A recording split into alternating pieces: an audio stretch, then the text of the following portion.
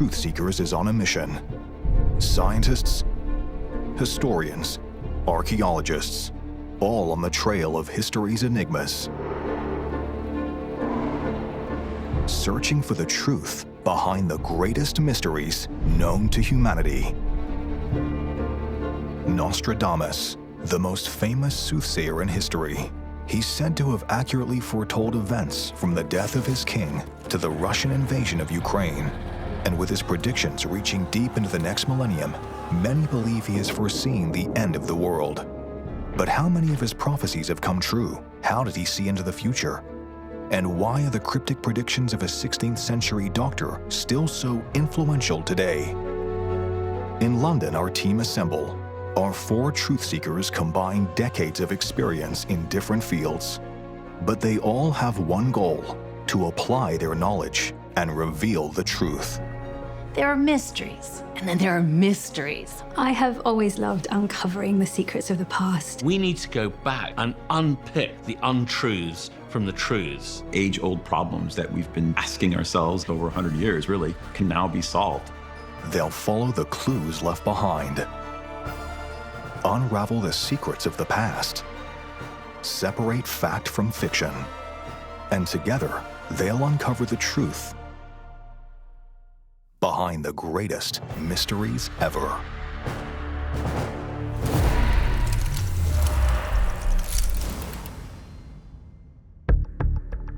Nostradamus never claimed his prophecies were an exact science, and he always left room for significant interpretation. But for looking 200 years into the future, it's still compelling.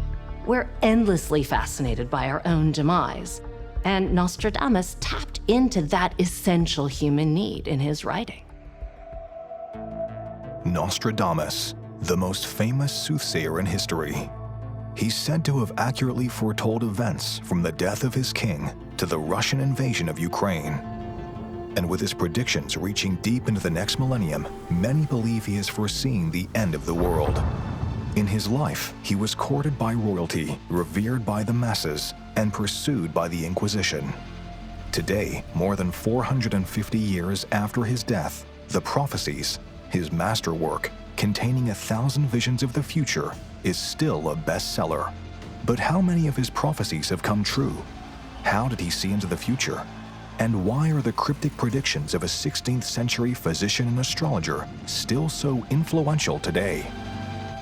The captivating thing about Nostradamus is that enough of his predictions have made you think, yes, something strange is definitely going on here. Over the centuries, he's predicted Louis Pasteur, Hitler, the Great Fire of London. There's an accuracy that's really difficult to ignore. Michel de Nostradamus had spent years traveling Europe treating plague victims, first as an apothecary and then as a qualified doctor. It was on one of his medical missions that he made his first prophecy. Sometime between 1538 and 1544, he's on his travels and he meets a group of Franciscan monks, and he tells them that one of them will be Pope. Now, it took 40 years, but in 1585, one of them did indeed become Pope Sixtus V. There's no written account of this incident from Nostradamus himself, and the elevation to the papacy didn't happen until after his death. But it's a good start, especially in a God-fearing world. His papal prediction was just the beginning. More than 900 further predictions would follow, committed to history in the form of quatrains. And these quatrains tell us as much about the man himself as they do the future. A quatrain is a 4-line rhyming verse. It indicates that Nostradamus was a man of letters, educated in the poetic traditions of ancient Greece and Rome. And he's writing in the middle of the Renaissance, when those cultures have come back into fashion. So we know that he's cultured and he understands his audience. He started by writing almanacs, which were very popular at the time. They'd feature astronomical information like dates of full moons and tidal charts and bits of folklore. But his almanac stood out in that he also included his predictions for the year ahead. The almanacs were a hit, and Nostradamus became famous across France. The public believed in his visions and were gripped by what they might mean. They wanted more. The more he got into writing these almanacs, the more he focused on his prophecies, and the more his name became associated with it. In 1554, he published his first book, Centuries.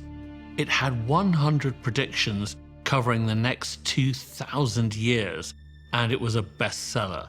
Nostradamus the Doctor was no more. Now he was Nostradamus the Soothsayer. However, this was an age where proclaiming yourself a prophet could see you tortured at the hands of the brutal Inquisition. The well-educated and well-connected Nostradamus was keen to demonstrate that his work was based in science. Predicting the future back then was a very dangerous business.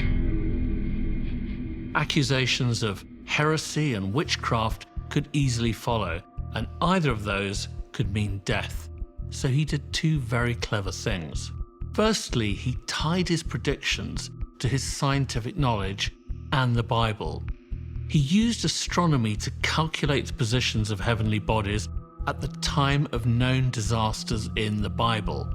He then calculated forwards, saying that disasters would follow when the stars realigned again.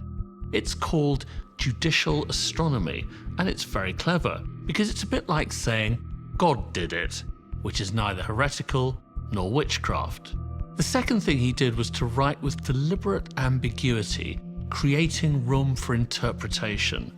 But even accounting for that, some of his predictions are startlingly accurate.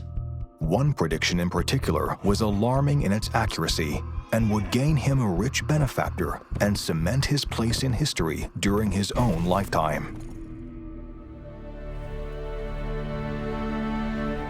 The Medicis were Florentine power brokers of the 16th century who'd basically invented modern banking. Very little happened across the continent without their involvement. Catherine de' Medici not only had all this power and wealth, but was also Queen of France.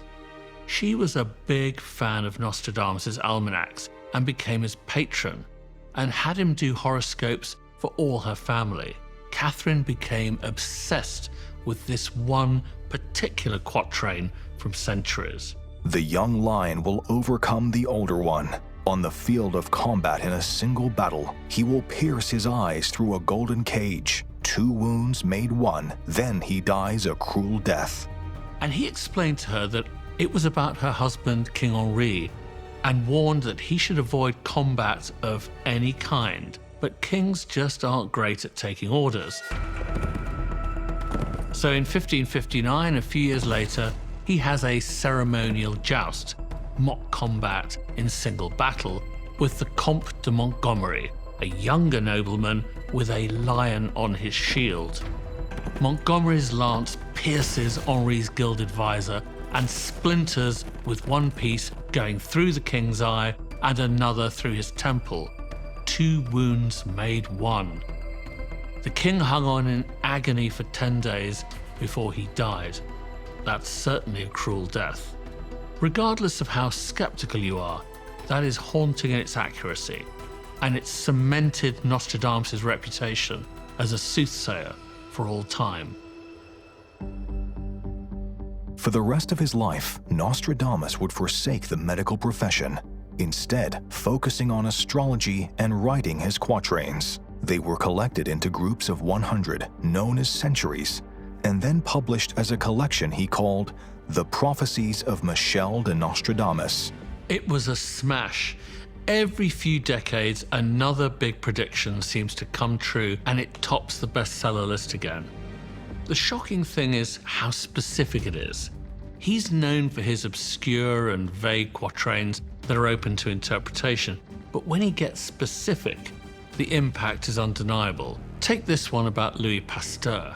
The lost thing is discovered, hidden for many centuries. Pasteur will be celebrated almost as a godlike figure. This is when the moon completes her great cycle, but by other rumors, he shall be dishonored.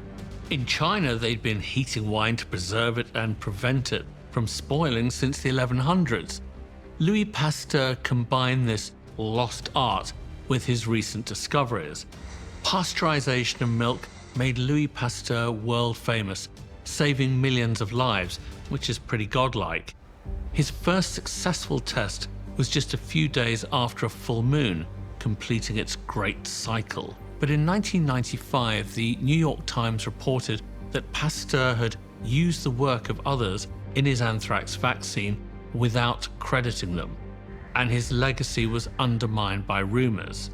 I mean, that's astonishing, really. He did the same thing with Charles de Gaulle.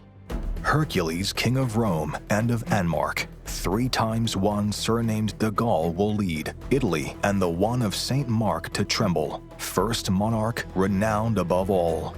Charles de Gaulle led the French people 3 times. He was leader of the Free French forces during World War II, then Prime Minister after the war, and lastly, the first president of the Fifth French Republic, of which he was the architect, the first monarch revered above all. He's one of France's greatest heroes of all time.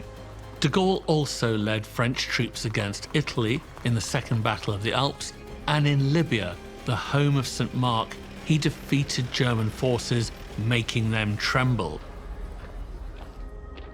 His prophecy of Hitler, or Hister as he names him, is even more spooky. Beasts ferocious with hunger will cross the rivers. The greater part of the battlefield will be against Hister. Into a cage of iron will the Great One be drawn, when the child of Germany observes nothing. In fairness, Hister was the old Latin name of the Danube, so interpretation as ever with Nostradamus is very important. But do you know where Hitler was born? A town on the River Inn, which is a tributary of the Danube. Personally, I see this as the story of the end of Hitler. The Allies are the ferocious beasts. They greatly outnumber Hitler's forces. He retreats into his iron cage, his bunker, and refuses to accept defeat is coming. He observes nothing. Lots of people think that's about the rise of Hitler, but it's difficult to argue that Nostradamus isn't foretelling something here.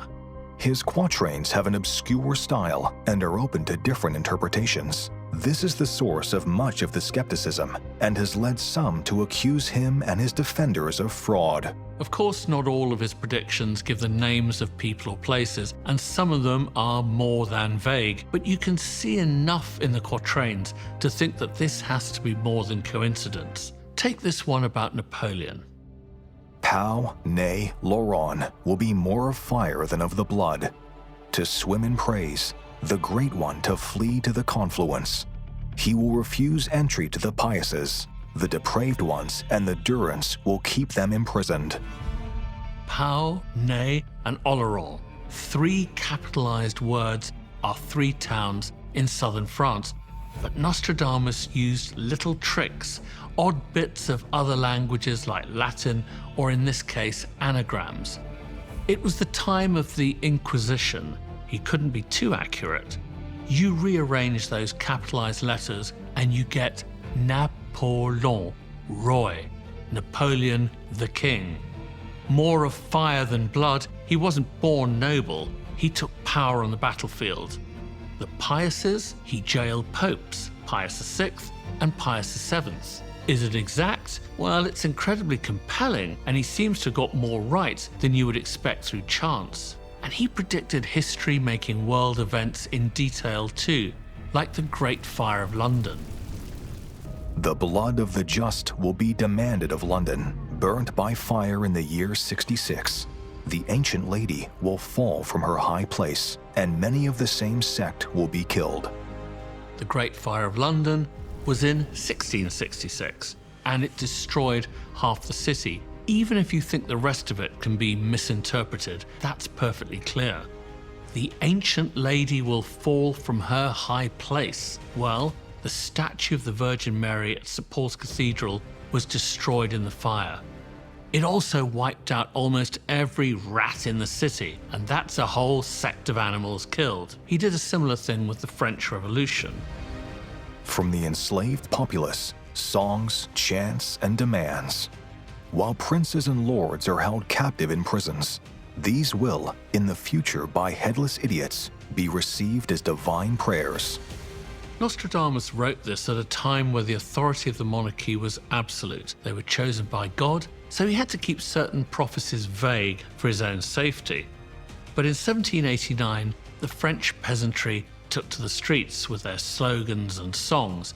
It soon became a full-blown revolution, and princes and lords were locked up and beheaded.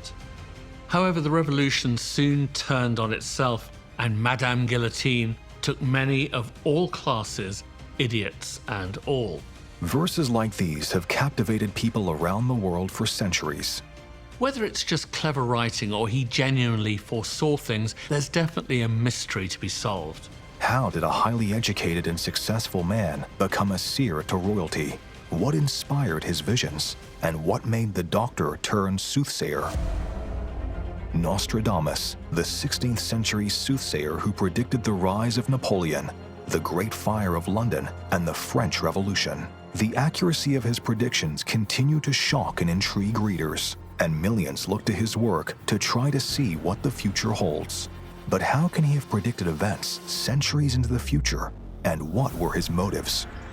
Michel de Nostradamus was born in 1503 in Saint-Rémy de Provence in southern France. And while his family were comfortable, there was nothing outstanding about them, nothing to suggest that one of their 9 children would go on to have a name that echoes down the centuries. Dr. Fern Riddell has been looking at Nostradamus the man. Who was he? And why was he drawn to prophecy? The start of the 16th century in France and Europe in general is a very confusing time. You're in the middle of the most significant cultural change in centuries, the Renaissance. Wars abound, and diseases like the Black Death, the plague, still stalk through Europe. Science is being embraced, although those who practice it have to tread a very fine line to avoid clashing with a powerful and territorial church. The Roman Catholic Church was all-powerful at the time, the moral and political authority of Europe, the lawmakers and the enforcers. So powerful that, like many families of the time, Nostradamus's Jewish grandparents had to conceal their beliefs. Nostradamus's grandfather, Guy Gassenet, converted to Catholicism in 1455, long before Nostradamus was born. However, this is a time when anti-Jewish sentiment runs riot across Europe. There's no proof, but some believe that, like many others, his family continued to practice Judaism in the privacy of their own home. This would have been incredibly dangerous, and that desperate need for secrecy could have had a serious impact on the young Nostradamus. Responsibility for Nostradamus's education was assigned to his grandfathers, both very well-educated men and court physicians. From his family, he learned mathematics, astrology, Greek, Latin, and Hebrew, and about medicine and herbal remedies. He could also have learned about his Jewish heritage and of the mysticism involved with the Kabbalah in particular. His grandfather was a known Kabbalist. This is a practice that emerged from Provence when Nostradamus was born and his family lived. There are elements of Kabbalah that claim to allow followers to communicate with the divine by entering the spiritual realm. If the young and curious Nostradamus was introduced to this secretive quasi-oculist knowledge, then a fascination with visions of the future would represent a natural next step. It was a fascination for many at the time. But it wasn't just Kabbalah. There had been a mystical awakening across Europe. As the Catholic Church continued to codify and regulate people's relationship with God, different branches of mysticism often sprung up in Spain, Italy, and France as a response. New religious thinking questioned what the best route to a connection with God was. Could Scripture be only a guide? Could people connect with God without a priest? Their thinking slowly eroded the absolute authority of the Church as the conduit for God's will on earth. It's not like these groups were on every street corner, but the information was there if you knew where to find it. And it's easy to believe that an intelligent young man, seeing this alongside his knowledge of Jewish mysticism, began to experiment with ways of talking to God through a new and personal medium. But all that was still to come. There are no records of a young Michel de Nostradamus prophesying anything. If he had an interest in that world, we don't have a record of it. Instead, Nostradamus entered the University of Avignon at just 14 to study medicine. But only a year later, an outbreak of plague closed the university. Deprived of his studies, Nostradamus set out on an alternative path where he began to display signs of the man he would become. So he spends the next 4 years as a traveling apothecary, traveling around the French countryside, discovering herbal remedies and local cures. It's possible that during these travels he experimented with hallucinogens. There are lots of naturally occurring mushrooms and several plants from the nightshade family that have such effects and have been used for centuries to treat ailments. And as an apothecary, it would have been his stock in trade. These naturalist methods were not strictly approved by the church, and practitioners were often accused of witchcraft or being in league with Satan, especially if they looked for answers in the occult. Nevertheless, Nostradamus continued to learn. He would definitely have had access to substances that induce trances and hallucinations. There's even a possibility that Nostradamus snorted nutmeg for that effect. If on these travels, a teenage Michel decided to experiment with his own ability to induce visions, then that would have been another step on his journey to the Nostradamus we know of today. After 4 years in the French countryside, a more self-assured and emboldened Nostradamus emerged. Now, alongside the background of his mystical and astrological teachings, he added his newfound knowledge of the natural world and returned to his studies with strong opinions. He was no longer a boy, but a man to be reckoned with. At 19, he's accepted into the University of Montpellier to complete his doctorate in medicine and has some run-ins with the Catholic priests. This is very telling. It shows how deep-seated Nostradamus' belief in the power of astrology had become. In 1525, Michel de Nostradam completed his doctorate and was awarded his license to practice medicine. It was then that he Latinized his name to Nostradamus, as was common for academics of the day. What Nostradamus did next was actually pretty amazing. He traveled through France and Italy using his formal education and experience as an apothecary to treat plague victims, and he had an incredible success rate. The common methods for treating plague in the 1520s ranged from toxic mercury potions to bloodletting and dressing patients in garlic-soaked robes. Nostradamus encouraged quite radical prescriptions. He made people wash themselves and their clothes. He got them to spend time in fresh air. He even made the authorities remove corpses from the streets. This may all sound obvious now, but back then it was close to revolutionary and came from his first-hand experience of what worked and what didn't. In an early indication of what was to come in his prophecies, Nostradamus had skillfully blended science and medicine, the natural and traditional. The ability to combine knowledge with faith would be the key to his later success. He even invented a pill for people who suffered from the plague. It was made from rosehip, which we now know is very high in vitamin C, and by all accounts, it worked wonders. His survival rates were pretty extraordinary, at a time when doctors' cures were just as likely to kill you as the disease itself, and turned Nostradamus into a celebrity, an authority, someone to be trusted. As Nostradamus became revered for his medical prowess, the wealthier citizens of Provence began to provide for him financially, and exciting new opportunities arose. By the 1530s, Nostradamus' reputation has got him an invitation to work with an incredible scholar, Jules César Scaliger, one of the greatest minds of the Renaissance, and he's only 28. At this point in time, there's still no record of him ever having made a single prediction. But everything was soon to change for Nostradamus. His life would never be the same again. In 1534, Nostradamus suffers a crushing loss. Both his children and his wife die, we think most likely from the plague, and this destroys his reputation. How can you be a miracle doctor if you cannot save your own family? Very quickly, everything falls apart for him. There's little record of what he did for the next 4 years, wandering in the wilderness. Then suddenly, he pops up in 1538, accused of heresy. Having lost everything that mattered to him in such a short space of time, the 35-year-old Nostradamus must have felt the world was against him, and now, finally, the church was too. He had spent his entire life flirting with heretical beliefs and behavior. It could come as no surprise when a charge was finally made. Whatever or whoever was behind it, it was clear that all the goodwill that Nostradamus had had just a few years before had now vanished. And if found guilty of heresy by the brutal Inquisition in Toulouse, the outcome would be prison or death. Nostradamus quite sensibly fled. Exact records are hard to find, but we know he was abroad for at least 6 years. In that time, he roamed Europe. It's thought he could have visited the mystic citadels of the Eastern Mediterranean. Did this lead to his spiritual awakening? We do know that at this time, he had the encounter with the monk who would become Pope, the first prophetic vision attributed to him. You've got to look at where he was in his life. He's in his mid-30s, he's lost everything, his wife, children, the respect of the public, his financial support, his mentor, and his home.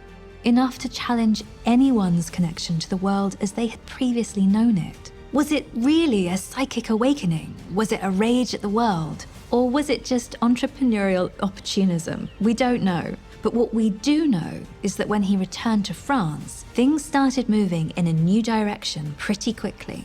Nostradamus was headed one way, towards mysticism, the occult, and the life of a seer. But how did his visions come to him? And why did he decide to share them? When his wife and children died, he lost everything: his money, his status, the trust of the people. Accused of heresy, he fled France for years and returned a changed man, the man who would make the most famous and infamous predictions of all time. But how did he make them? And what do they mean? When he returns to France, it's like he's a different person. Looking at his life as a whole, you clearly see that from the age of 15, he traveled all the time. He was always on the move, never settling down. But in his early 40s, he decides to settle in Salon de Provence for the rest of his life. The man that left France didn't return. This is a different Nostradamus. Sometime between 1544 and 1547, he marries a wealthy widow, Anne Ponsard, and they go on to have 6 children. He's financially secure again. He's back helping plague victims. But behind the scenes, he's moving more and more towards mysticism and the occult. And he's begun his practice of scrying. Scrying is the mystical act of staring into something such as fire, water, or mirrored surfaces, inducing a trance that will bring on visions. Scrying has been around for thousands of years, and it's known across almost all civilizations, just like the prophecies scrying is used to produce. As long as there's been a concept of the future, there have been people trying to predict it. And nobody is more famous for predicting the future than Nostradamus.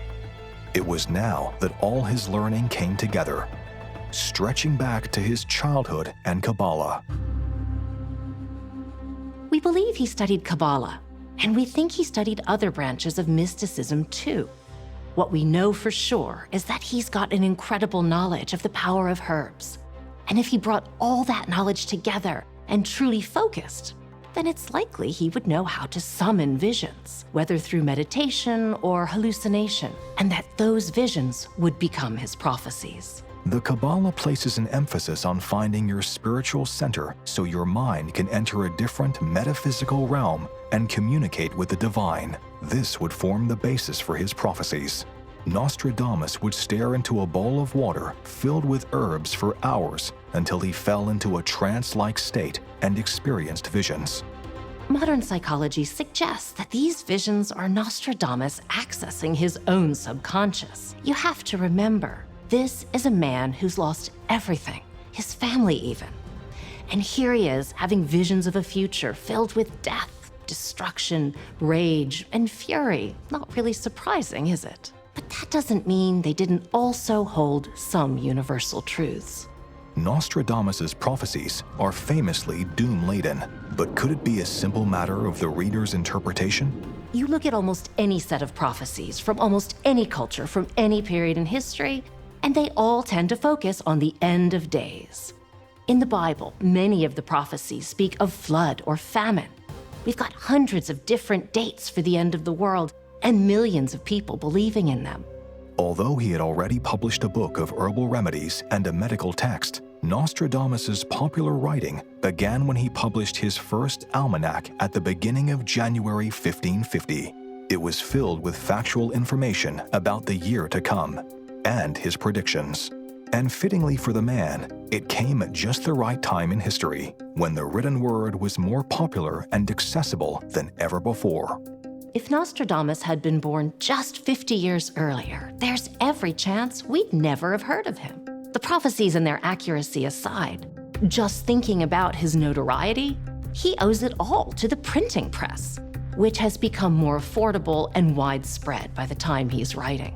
Just as he had with his revolutionary plague treatments more than a decade earlier, Nostradamus demonstrated a rare ability to use his broad scope of knowledge and life experience to seize an opportunity.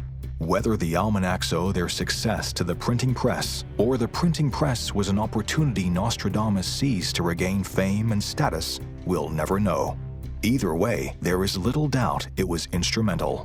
Without it, his work couldn't have reached such a wide audience. Nostradamus's prophecies were printed hundreds of times and read by thousands. Different interpretations, different countries, so many potential outcomes, which is really helpful if you're being as vague as he was about the future.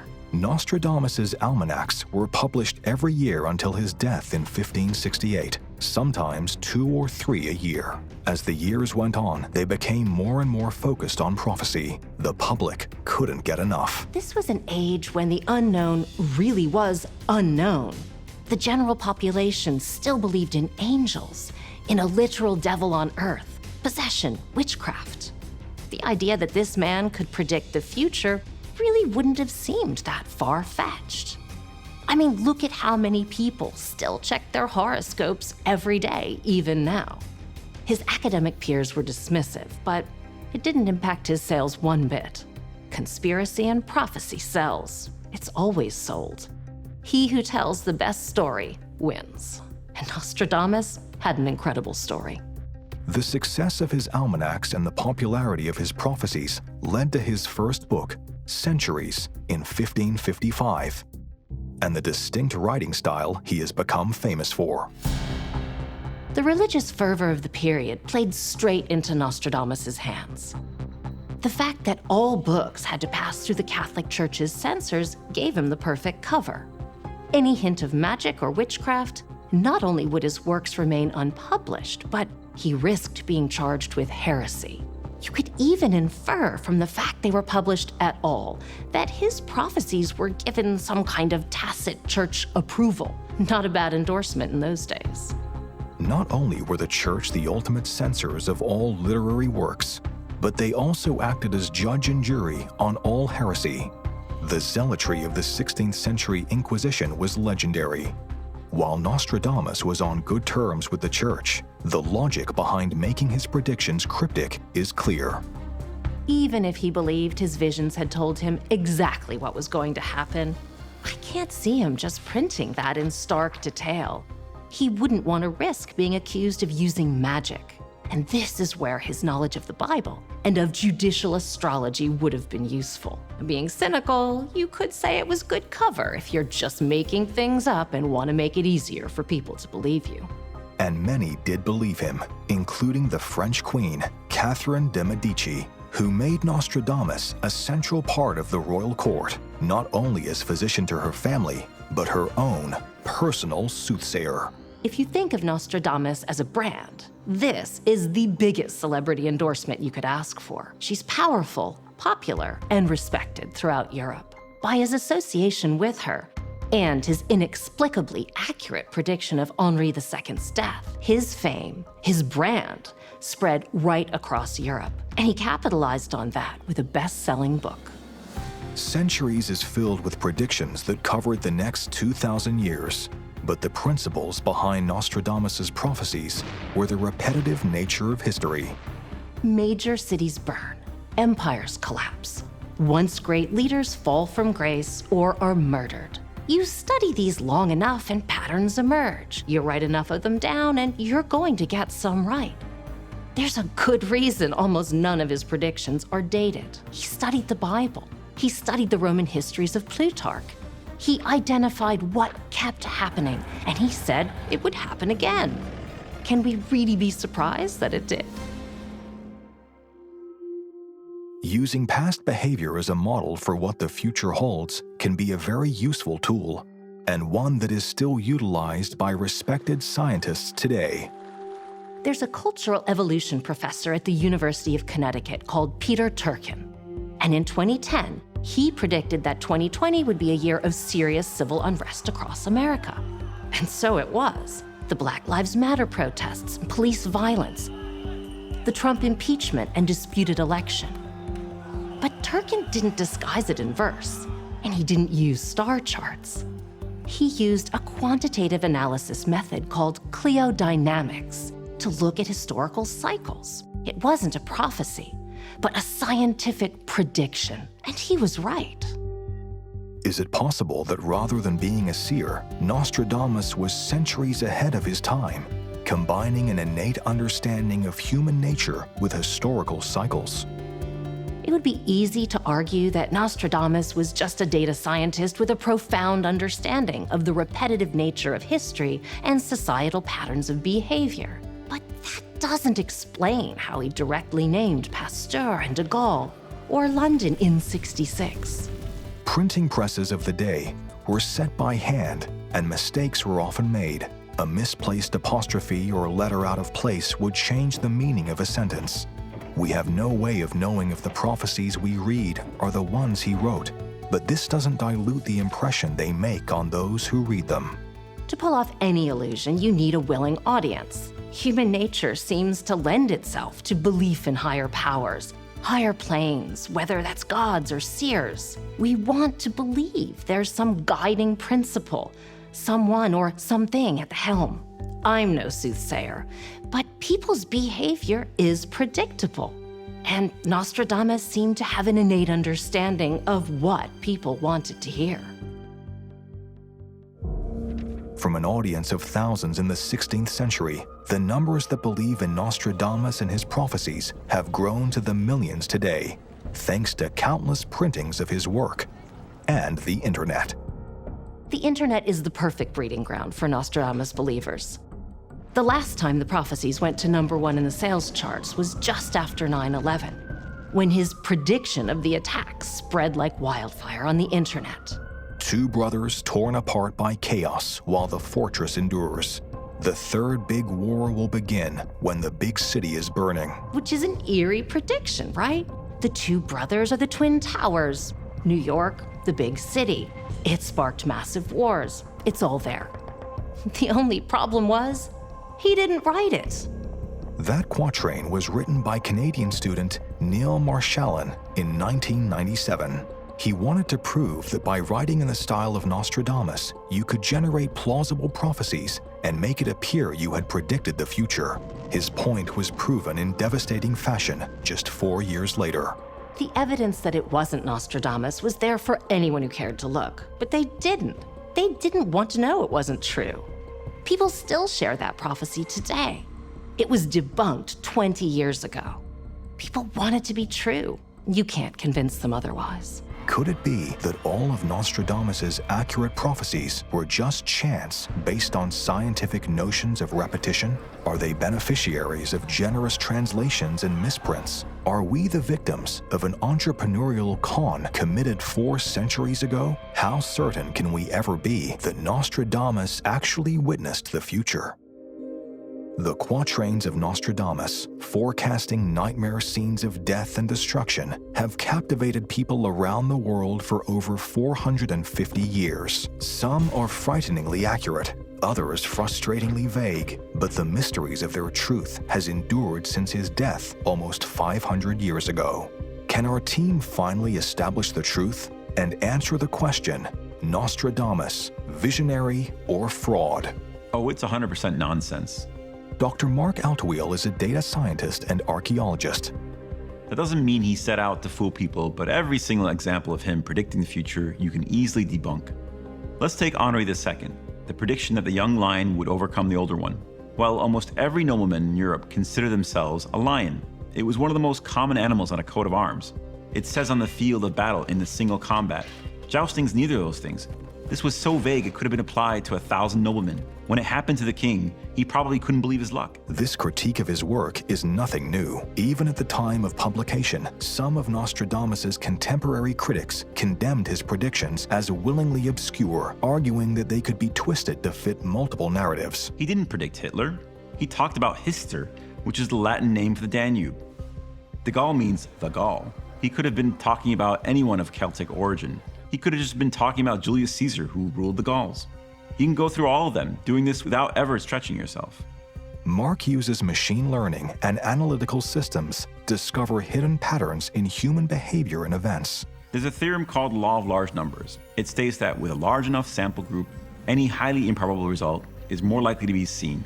In other words, if you predict something that is possible, then no matter how unlikely it is, given the fullness of time and sheer numbers of events, it could eventually happen. Skeptics argue that all of Nostradamus's 942 published quatrains are so vague that they could be applied to almost anything for 2,000 years after he died. With that span of history, the law of large numbers comes into play. In the 450 years since they were published, there are maybe a dozen that you can make a strong argument for. So with all the world to aim at and everything that's happened in that time, he's getting one right every 30 to 40 years. I'd say that according to the law of large numbers, he's fallen way below average. Nostradamus's ability to obscure and present information based on probability is a tool still commonly used by seers today. Fortune tellers, mediums, psychics, these guys rely on the audience to fill in the gaps. They're searching for the probability and plausibility. Some use science or maths, others not so much. But all are hoping to get something right, and by getting even a couple right, you might believe in their power.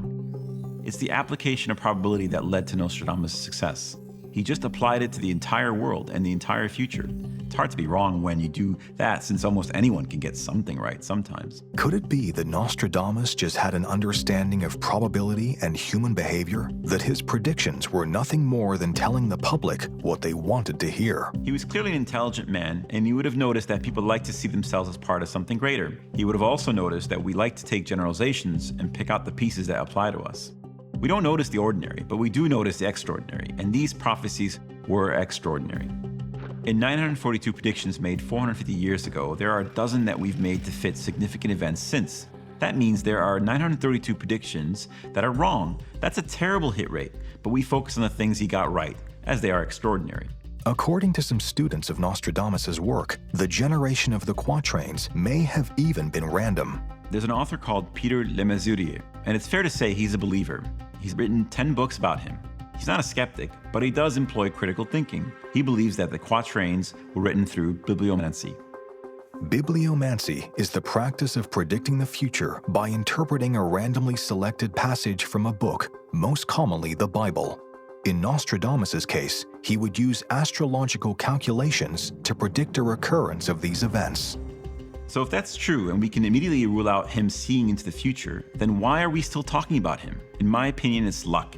Pure chance. He got enough right early enough and captured an audience, and that's how legends grow. The truth always comes second to the story. Le Mesurier has also poured scorn on some of the writing and translations in the quatrains. Many skeptics believe that it is a combination of these factors that have led to the enduring legend. There's a phrase I like about drawing a bullseye around the arrow. If you shoot first and then draw the target, you can never miss. And that's how it feels with some of those true believers. When you've got vaguely worded predictions and the whole of history to pick through, you can make the prediction fit the event.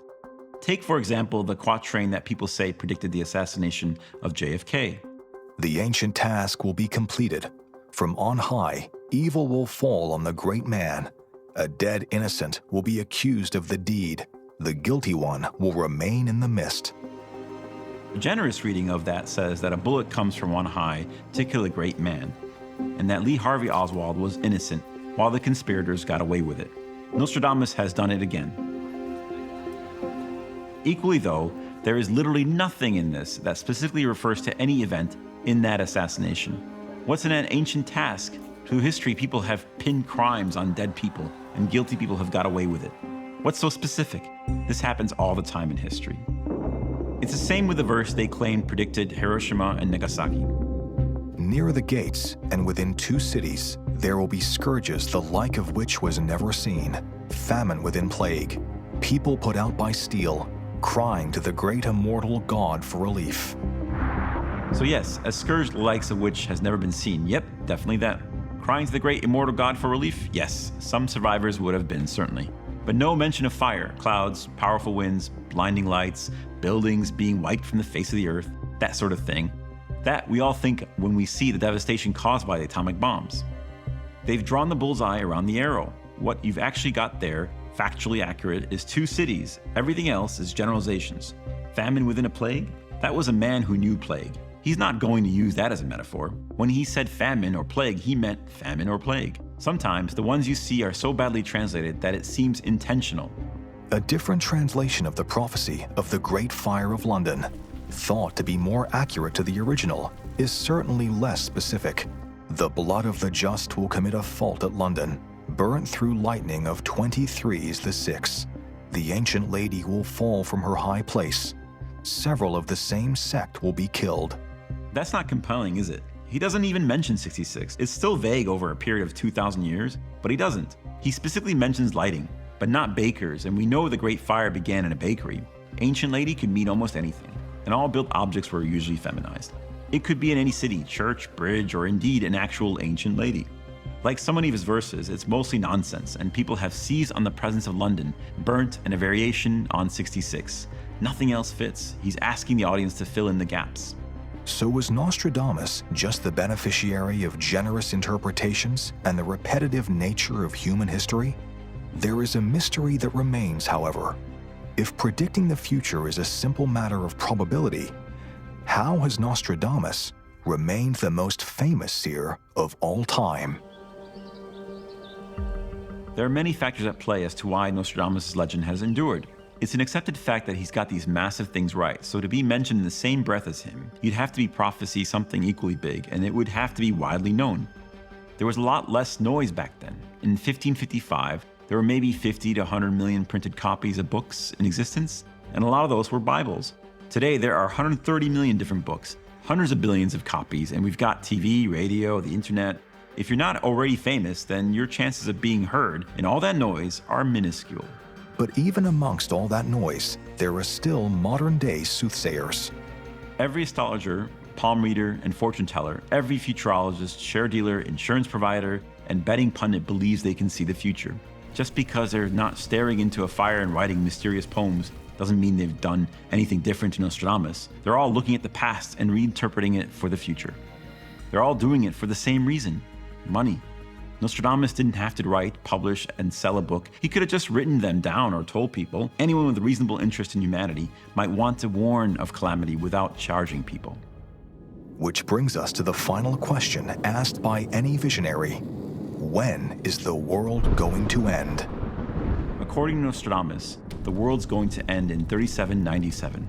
So he's lucky that the Maya were wrong about 2012 and Stoffler was wrong about 1524 and 1528, and the Jehovah's Witnesses were wrong about 1941. I don't blame anyone for being intrigued and captivated by the story of Nostradamus. Our team has finished their investigation. The mysteries of Nostradamus have endured for over 450 years and will surely still be studied for centuries to come.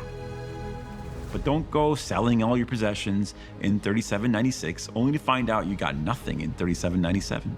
We've seen some prophecies that appear so accurate as if to be the words of a seer. He isn't telling us about the future. We're searching for the present in his words. But we've also seen that a life of tragedy may have shaped a worldview that imagined a future reflecting his own pain and suffering. Nostradamus is a reminder of how little we've changed as humans. Despite all the advancement, all our knowledge, we're still as captivated by him today as they were in France 500 years ago.